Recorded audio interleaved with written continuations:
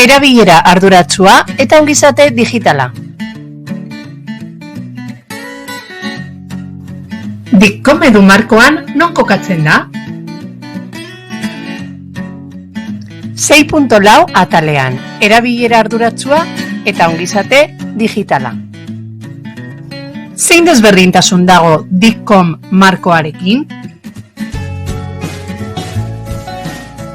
DICCOM herritarrei zuzendutako markoa da. Bost eremuren artean, segurtasun digitalarekin lotutako gaitasunak izan behar dituzte.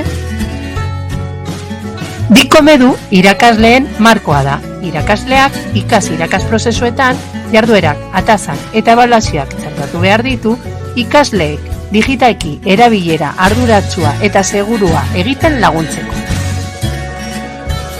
Baina, zer da erabilera arduratsua eta ongizate digitala? Neurriak hartzea, ikaslek teknologia digitalak erabiltzean, ongizate fisikoa, psikologikoa eta soziala bermatzeko.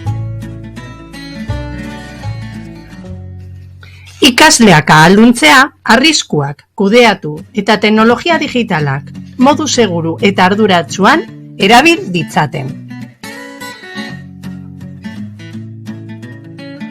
Zein motatako jarduerak sortu alditut?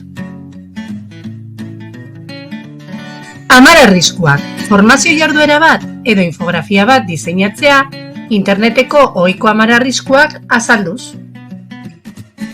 Zabor teknologikoa, teknologiaren erabilerak zein motatako inpaktua duen ikas egoera bat lantzea, adibidez, zabor teknologikoaren bidea zein den ikertzeko.